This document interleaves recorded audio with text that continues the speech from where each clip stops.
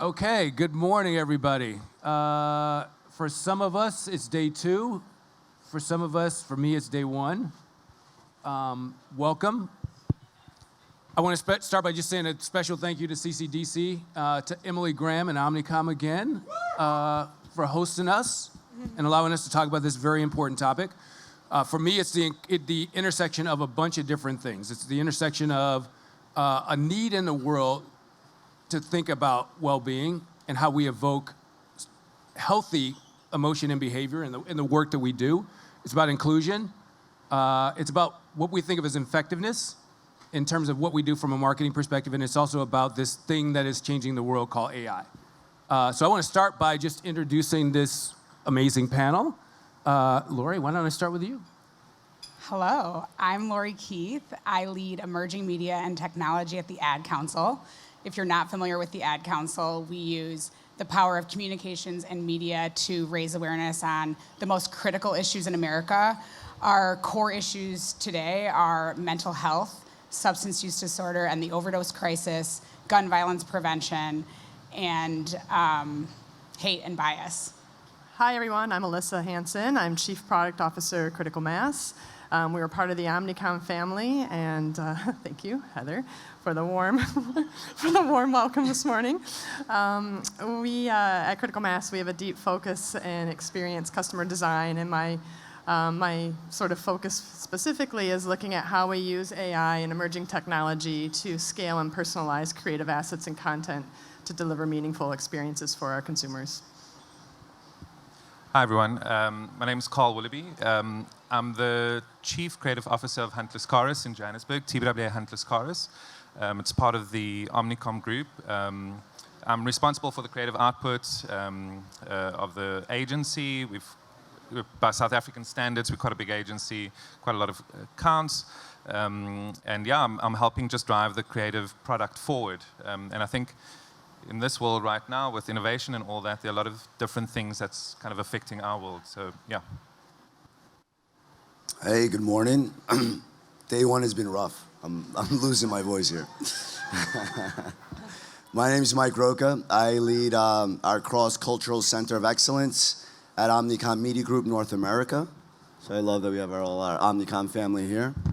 Love it, love the love.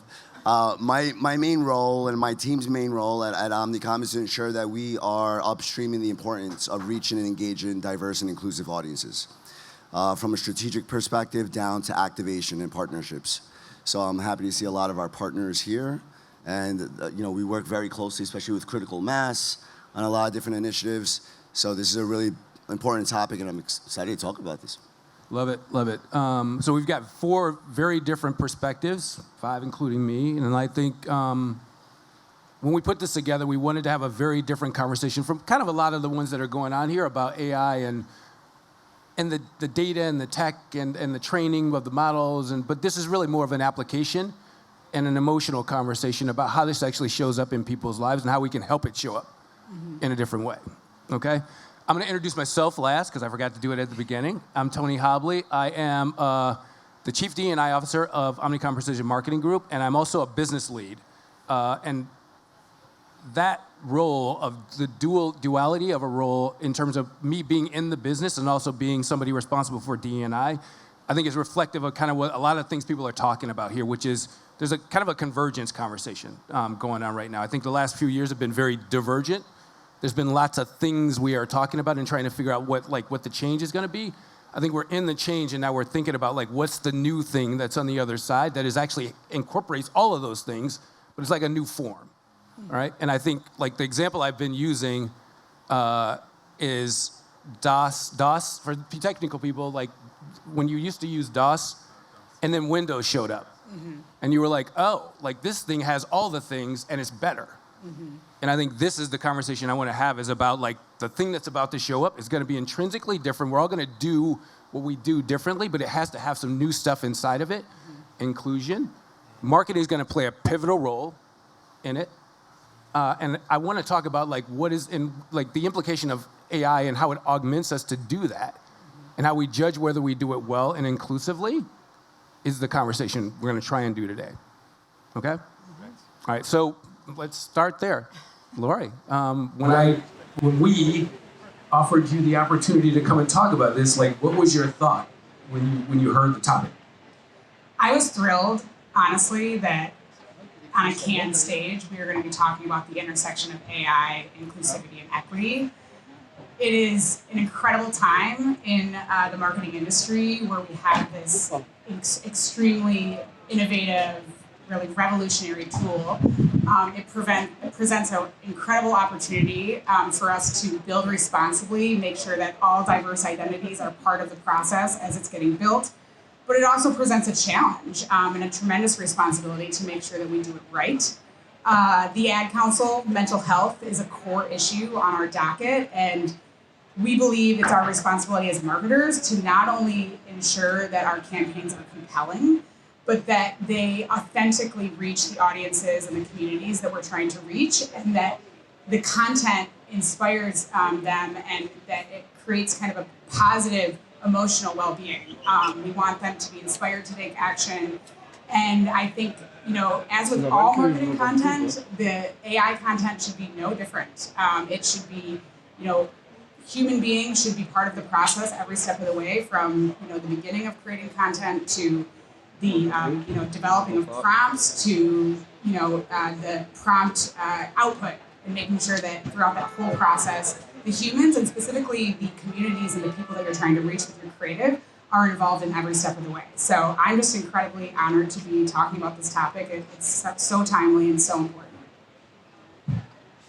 Thank you. Alyssa, what you got? Well, first of all, the screen shutting down was a nice bonus because it was pushing off a lot of heat. So I'm totally fine if the screen stays off for the rest of the conversation. But Tony, I just wanted to thank you for bringing the panel together and giving us this kind of mission to sort of refocus the conversation, right? I spend a lot of time talking about personalized, creative, automation, generative technology.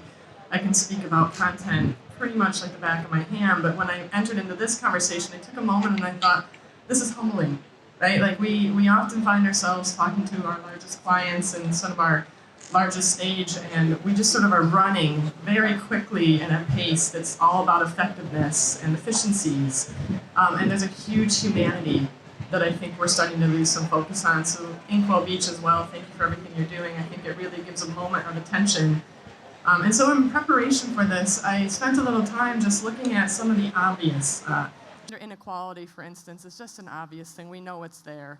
And there was a recent study done. It shows that 83% of young females or children have women that they are looking for in their role models. That's fact.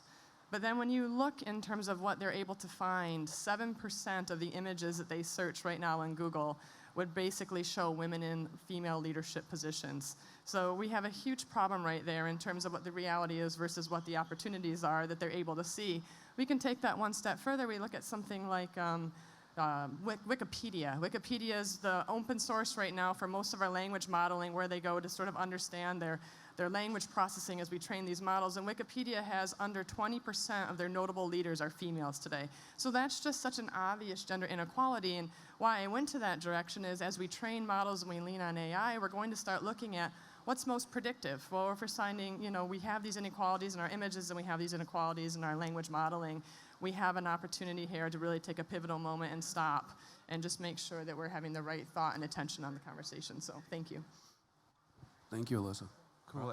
I mean, for me, it was quite an interesting one when we looked at the kind of like marketing and then mental health, well-being. I'm coming in from that angle, right? I think there's a project that we'll speak about, we'll play, but I think for me, AI is so, or technology is, it's quite daunting because the potential is it's massive, right? I was in a talk yesterday, Will I Am, he did a talk at the Omnicom Cove, and I didn't realize how, we have this tool, but the personification of AI in terms of how we can connect with people is something that for me is quite powerful. We'll speak a bit about mental health, but, the statistics around people who have access, and I'm coming from South Africa, so there's a lot of stuff around like people who have access to technology, but how we democratize the ability to be able to connect with the right resources that people need You know, if AI can do that, that's amazing, right? That's better than nothing. So for me, when I look at like technology, AI, well-being, all of that mixed together, the thing for me that kind of really stands out, really resonates is this idea of how technology can make things more human for the audience that we're speaking to, and how technology can help facilitate that. I think if we can do that, that's great. I know there are a lot of, and I'm not a technical guy, I'm the creative guy, but there are a lot of things about how we caution technology, how we manage that from a human point of view. But if it's doing more than a lack of resources can, then that's fantastic. You know, so yeah. First, this is awesome, like to have this space. So I just want to give kudos to Inkwell, and having this conversation is critical, right? This is not a moment, it's a movement. So I'm so happy that we're continuing to have this conversation and that there's a lot of momentum out there. I think for AI, from a media perspective, it's another wave of change, right? That's the one constant that we have, especially on media. Look at digital, social, streaming wars, now we have AI. I see things through the lens of inclusivity. I see things through the perspective of we have audiences that are not spoken to, right? They're spoken at.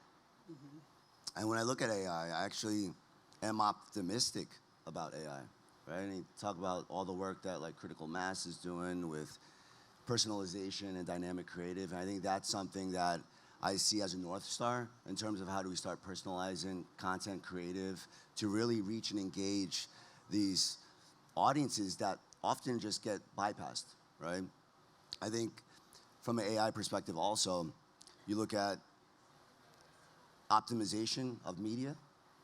Those are things that we're constantly doing. So within the next 5 years, 90% of all media will be enabled by AI, right? So we have to embrace it. We have to get ready for it. But I think we also have to talk about the positives. I think a lot of folks start to look at the negative. I think there's a lot of things that will help in terms of ensuring that we are connecting with these audiences from a cultural perspective. But we also have to keep our eye out on what's happening from just, a data perspective, right? I always say we could all hope for the best data, but bad data in, good data, bad data out. So we look at AI and you talk about, some campaigns when you search and you see different images. We had a campaign that we launched for Delta Airlines a couple years ago called Faces of Travel. And it was all about representation. Every time you Googled travel pictures, they weren't inclusive. You didn't see people of color. And Delta wanted to stop that. So they launched a new campaign and they actually partnered with Getty Images to change the Faces of Travel. And that's a campaign that really hit home.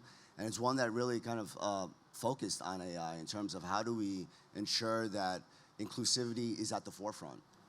I think, Tony, that's something we spoke about, right, in terms of intentionality. And I think that's a theme for me, is ensuring that we are having the conversation from the get-go to ensure that it doesn't fall through the cracks, right?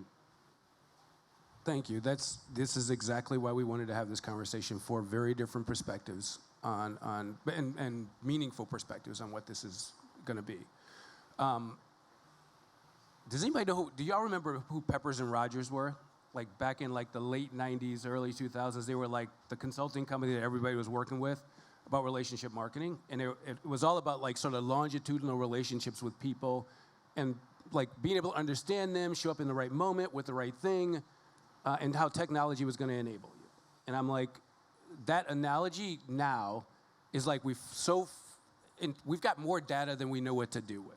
We've got more tech than we know what to do with. We've got algorithmic firepower that is crazy right now. And then I think that the idea is that all of those things are going to show up so that you can literally show up for an identity as opposed to an audience, and you can make stuff to talk to them in the moment that actually frames what you do in the way that they need to see it, and ask them to take advantage of it. And I think that's crazy that that is happening now, but that's going to be the next thing. It's not going to be like a discussion about like, we're taking all these things and we're working really hard. It's like just the way it works.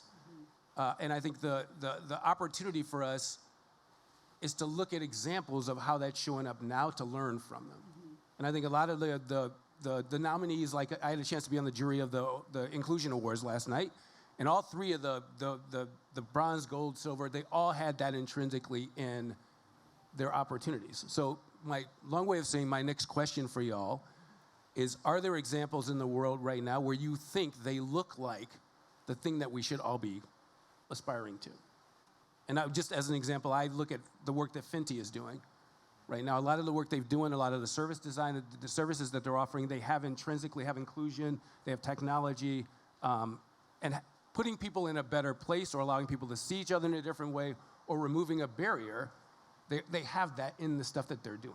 And Carl, I actually want to start with you because I know you've just done some amazing work that does exactly this. Yeah. Do you want to play it first? Or Yeah. Yeah. Actually, can we play that work?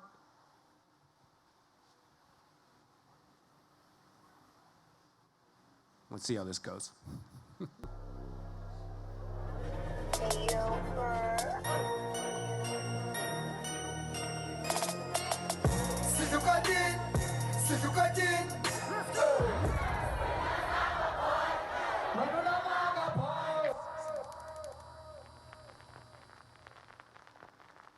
South Africa is mourning the loss of rapper and fashion designer Ricky Rick. Tributes are pouring in for South African rapper Ricky Rick. Just 34 years old and extraordinarily talented. I think his fans still don't want to believe this news. Looking at the statistics within South Africa, we have one of the highest rates of suicide. We didn't just lose a massive musical talent, but a person whose words uplifted everyone around him.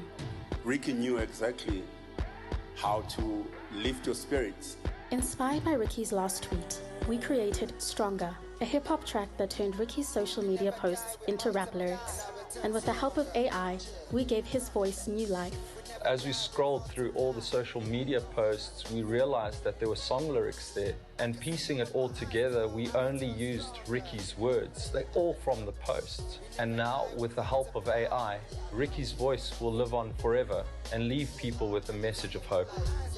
God gave us the gift of life, now it's up to ourselves to gift ourselves our own gift of living it well. I just want to leave something that people can build on. When I'm gone, my legacy. Stronger grounds our connection to mental health and well-being. I really do think Ricky's words provide a lot of hope for not just the fans, but like us as well as a family. I think that his words will resonate with a lot of people that are struggling with their mental well-being. We didn't just bring his words back to life. We gave mental health a voice. At this stage of my life, I don't really care how people remember you. As long as I've left something that people can build on.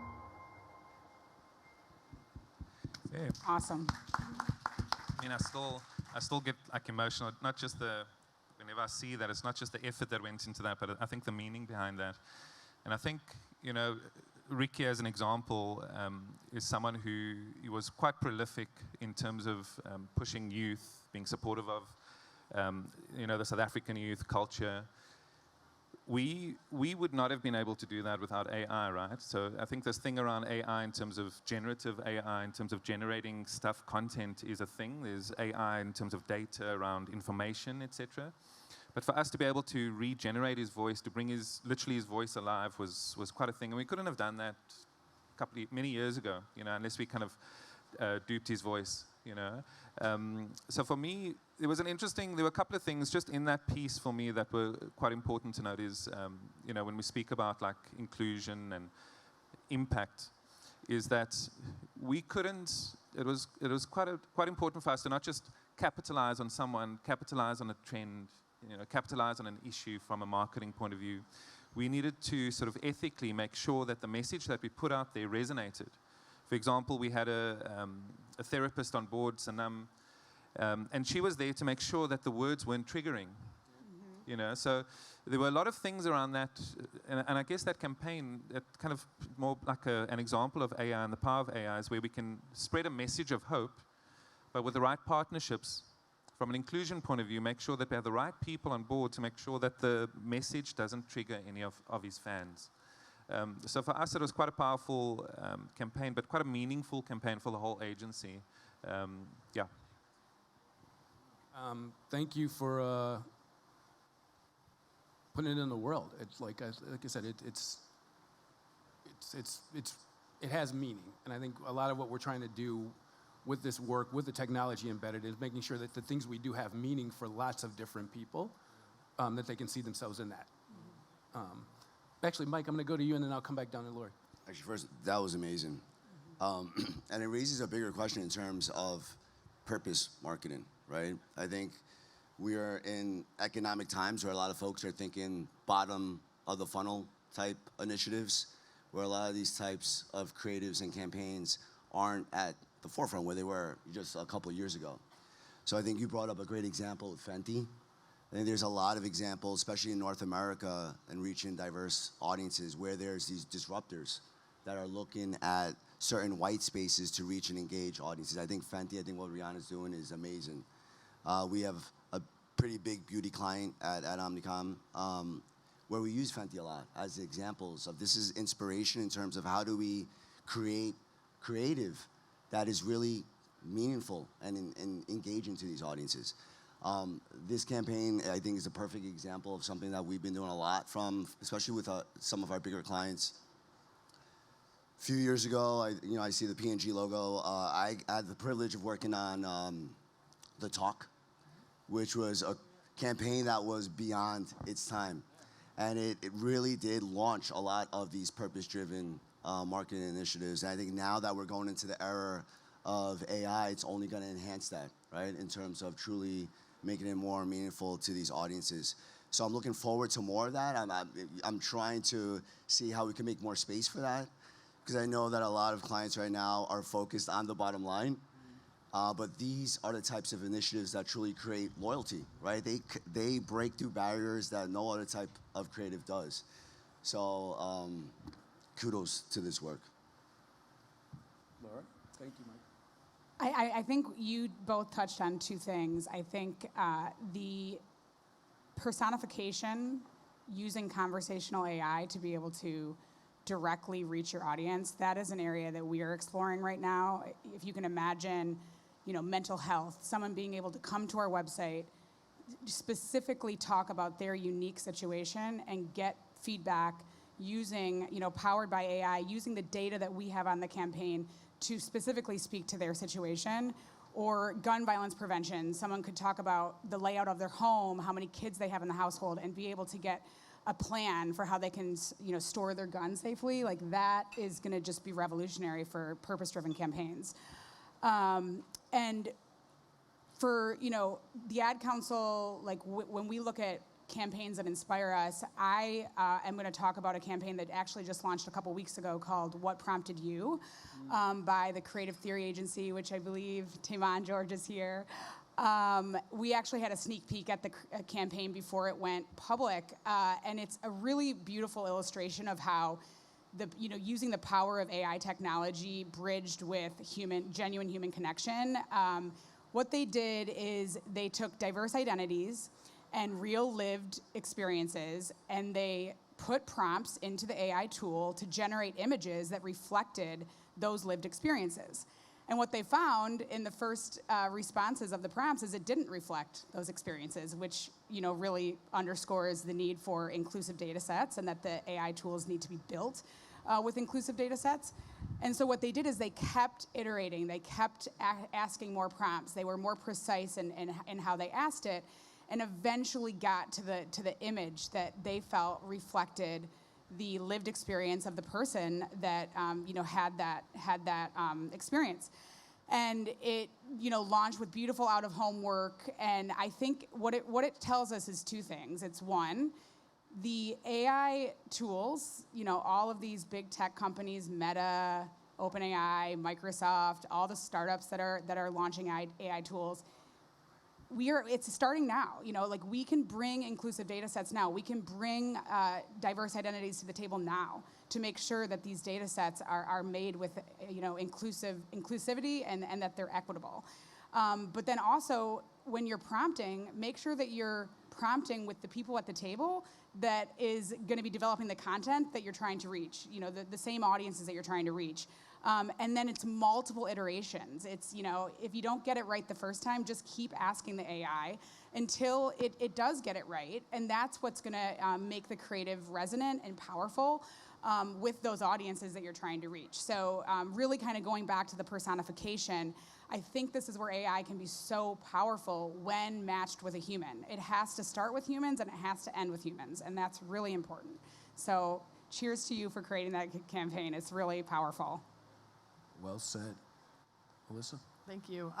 There's a few things. I totally agree with the personification, and even in your opening, you were mentioning that there's audiences, especially in the media world, that are just currently not being catered to, not being tailored to, not even being spoken to, right? So I think we have this great responsibility right now where for the last maybe 5 years, we've been talking a lot about performance marketing, right? And to the idea of using data and enablement to kind of really size up our understanding of, is this performing well? Who is this speaking to? And if you take that, there's now been kind of a shift. You're not really hearing performance marketing right now. You're hearing things like generative AI and how we're going to sort of enable these sort of dynamic platforms to have these engaging kind of conversations like we saw in your campaign.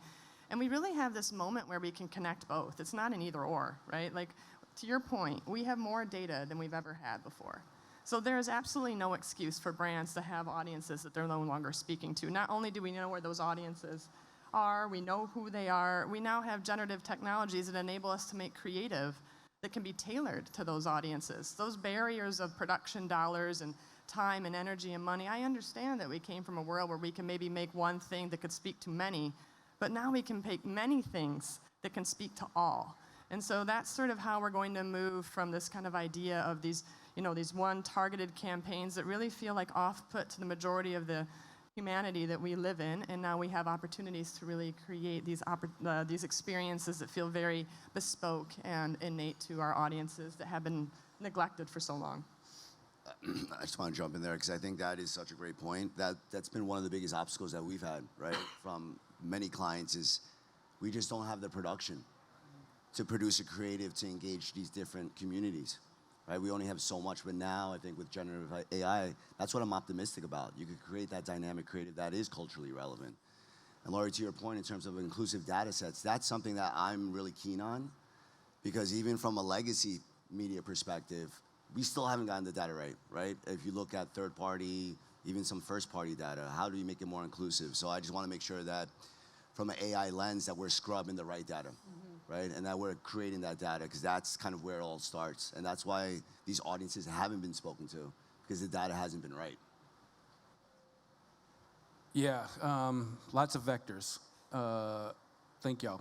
Want to switch gears a little bit and talk about kind of going from examples to like the definition literally of effectiveness. And I think as we're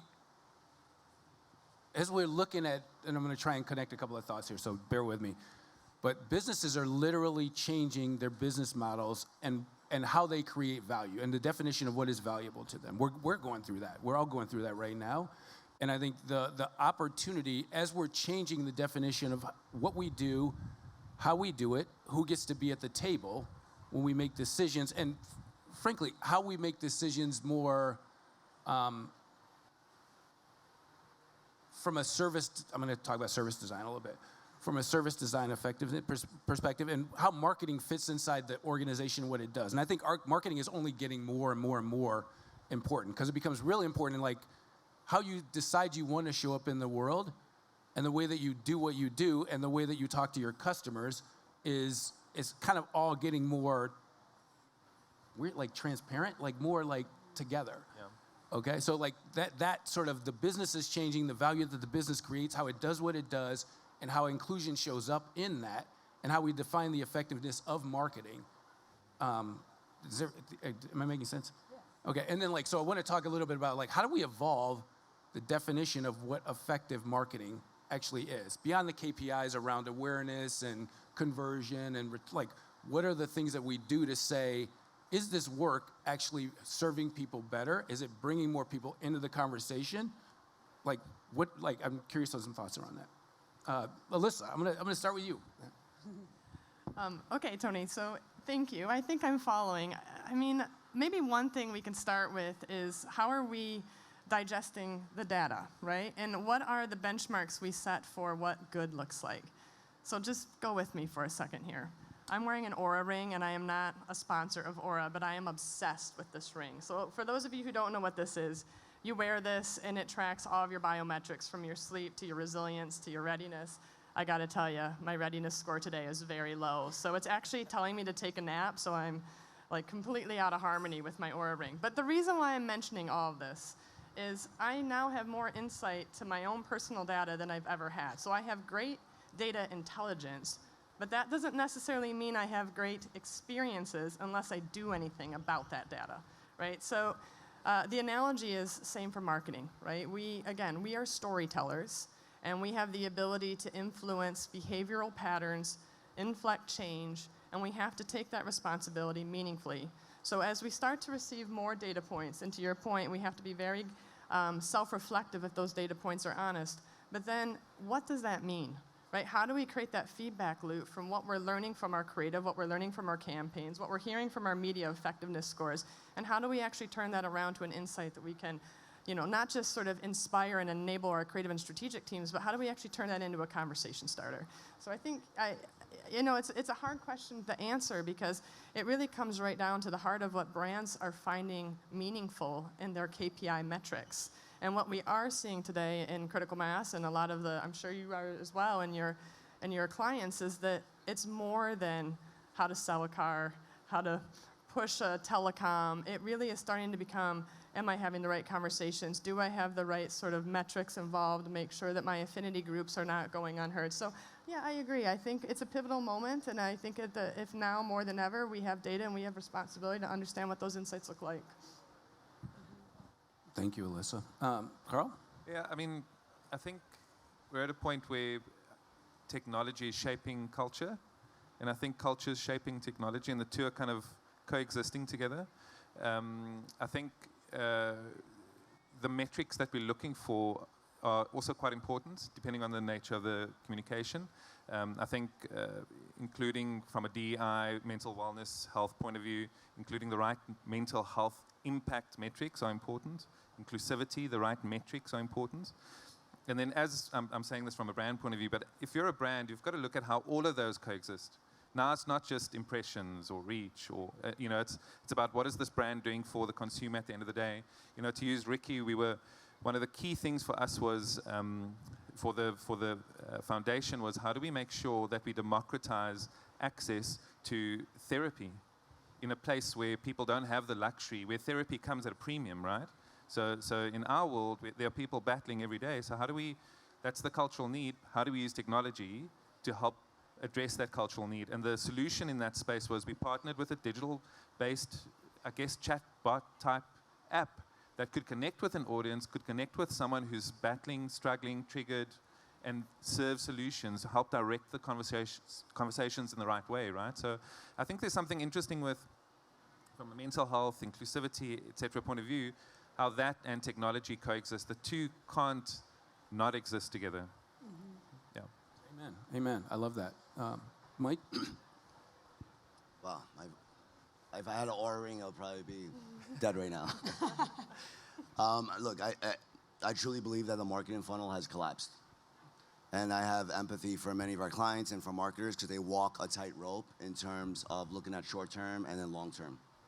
And through our lens of inclusivity, especially from a North America perspective, diverse and inclusive audiences are growth. Right? I don't even talk about D&I, I don't talk about diversity, I don't talk about I talk about growth because that's the catalyst. Right? That's been the Trojan horse in terms of ensuring that we are speaking to these audiences. If you just look at the numbers, over $5 trillion in buying power from 42% of the population. That 42% of the population in the US represented over 100% of the population growth in the last decade. So when marketers look at their trajectory in terms of 5 years from now, 10 years from now, if you're not winning with these audiences, especially given the fact that these audiences and these communities tend to be almost a decade younger than just the general population, you have to speak to them differently, right? You have to speak to them differently in terms of, I think the idea of the give back is important, right? They don't want to have that transactional relationship now with the products that they're buying. They want to understand what are these brands doing for my community. Yep. So I think that is something that, is almost like a red thread in terms of ensuring that we are looking at the next 6 months, the next year, but how are we growing our relationship with these audiences from a meaningful perspective, right? And it goes back to a lot of the work that you're doing, a lot of the work that you guys are doing, but how do we make sure that, and this is my theme, is how do we ensure that we're intentional, right? In all different facets. Yeah, I mean, I think beyond brand reach and engagement, those are very important metrics to look at. But as I've said before, it's so important that the campaign creative resonates with your audience. And the Ad Council, with our current campaign life cycles, we have, that feedback loop and really that human intervention, several steps in the process. From the beginning of developing the campaign creative, we have the communities that we're trying to reach at the table. We do focus groups. We share the creative with them. We say, is this going to resonate with you? Is this going to drive you to take action? We have a creative review committee that's made up of diverse identities and creative executives across the industry that also provide their feedback on the creative before it goes to market. And once the campaign is in market, then we do more testing. Is this driving engagement? And not only the website metrics, but surveys of the audience. And just looking at our mental health campaign, so we launched a huge effort called Love Your Mind, which is aiming to create a more kind of open and accepting society around mental health. And one of the audiences that was really not being spoken to was the Black and brown adults in America that reportedly have high instances of mental health conditions, but they're not talking to anyone about it, and they're not getting any help about it. And there's a lot of stigma around, that taking care of yourself is actually a powerful, and it's a form of self-care. And so our Love Your Mind campaign really shows that through the creative and through the website and all of the resources that we're providing. And we've been in market a little bit less than a year, and we're seeing the results. It is driving people to engagement. We're changing the narrative around mental health in this country, and that it is a strength to take care of yourself. And this audience of Black and brown men are now starting to seek help, talk to their friends and family, go see a therapist, and that's a really beautiful thing. So, with the marketing, that's our process right now. So it'll be the same process if we start to, involve AI into the process of generating content. I think it's just so important that you have those steps in the beginning, during the campaign, and after the campaign to make sure that creative is still resonating and it's driving people to action. And if it's not, then you need to make changes. And so that's just an important step. Those are steps that we've always had, and I think we will just continue to have as this AI technology continues to grow. Tony, I'm going to jump in because both of you have now mentioned mental health, and the panel before us, they talked about mental health as being the silent pandemic right now that nobody's actually talking about, hence silent.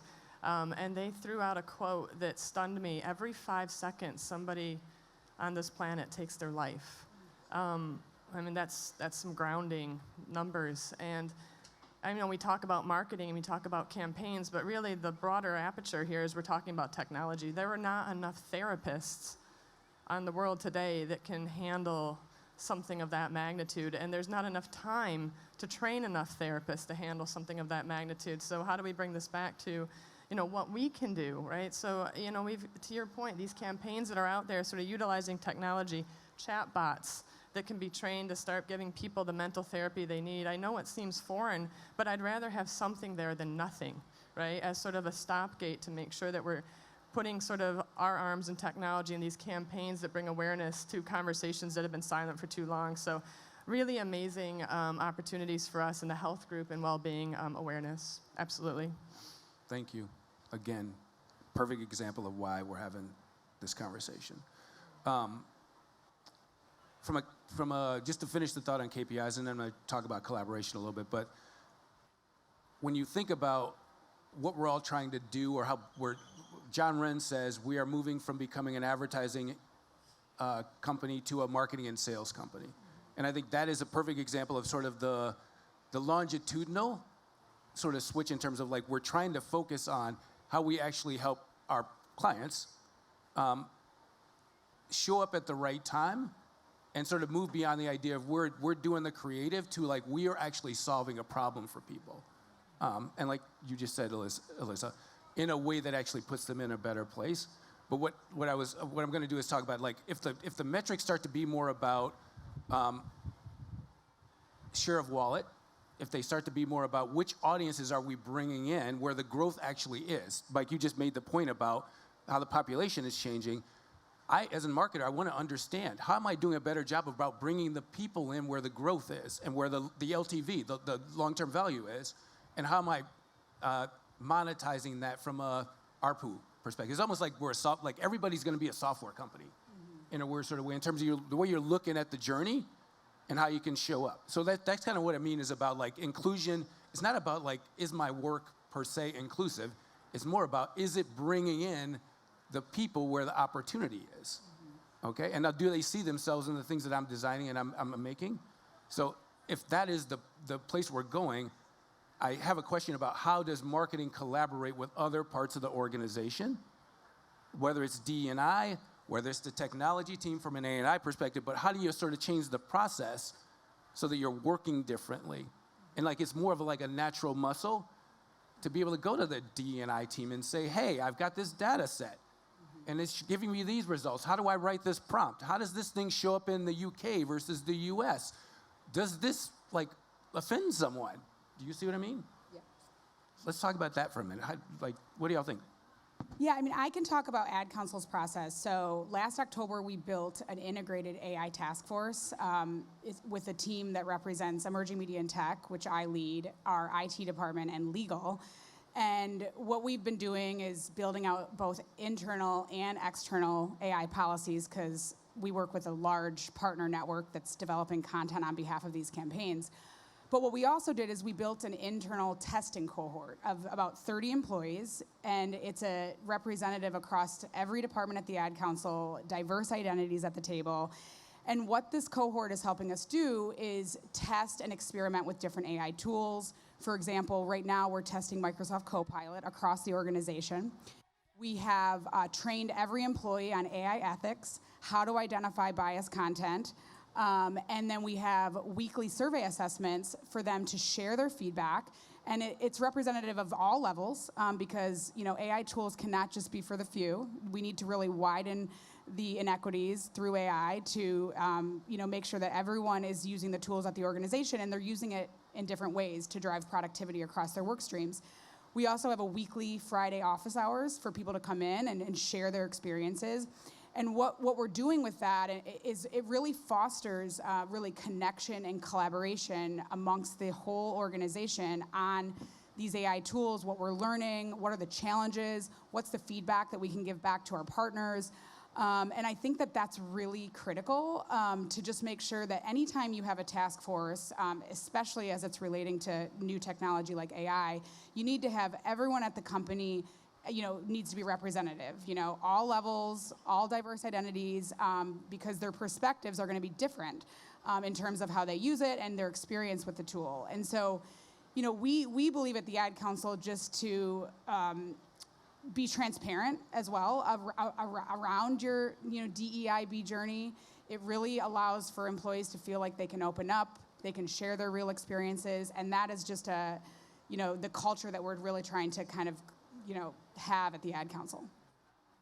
I think if you think about our talents in marketing, we say we wear a lot of hats, right? Oh, budgets are agile, wear a lot of hats, find somebody who can do one or two things well.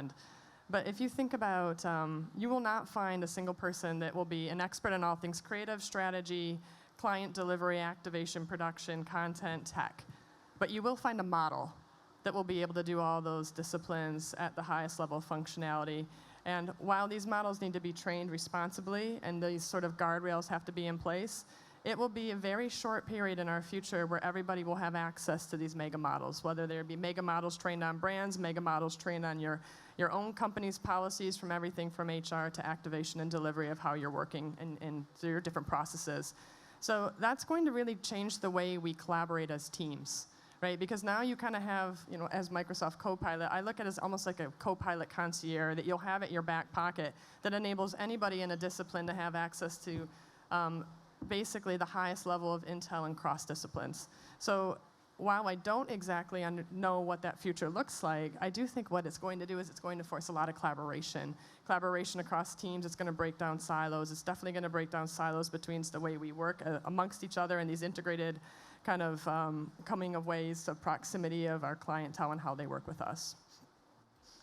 I mean, I'll come in from a slightly different angle. I think we, you know, back home, we've got a lot of different languages, for example, right? Like, so we've got 12 official languages, including sign language now, which is amazing.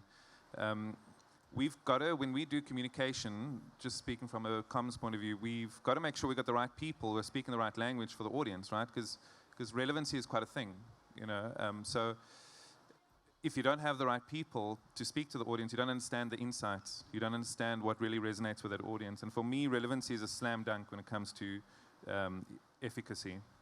So we're not structured in a way where, you know, we have various different departments. We make sure, like, let's say from a language point of view, that we've got the right people for the job, the right data for the job, because we know that if we land with the right insight, that is way more powerful than anything. Yeah.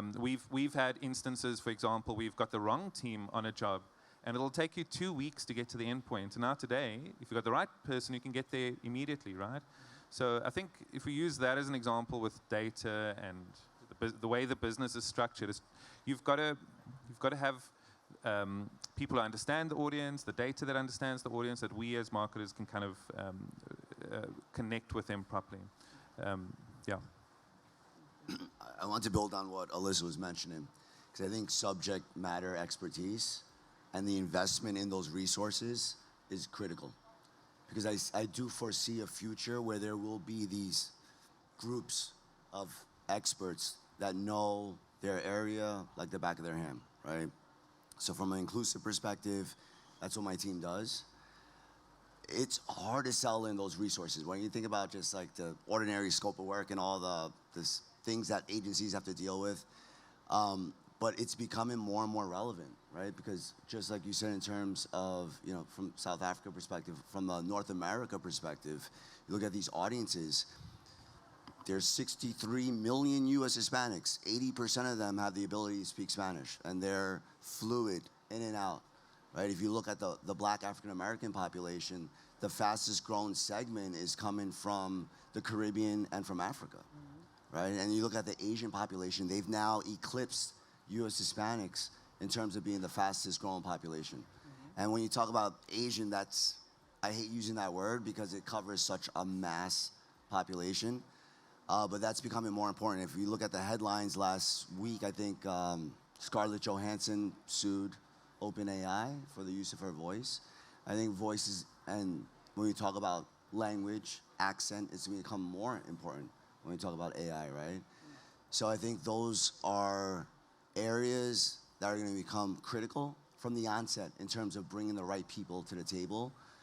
But Tony, I think the biggest thing that we need to really hit on is influence, right? They just don't bring them in just for the, you know, check the box. Like, we have different folks, but ensure that they actually have influence in the decision-making process.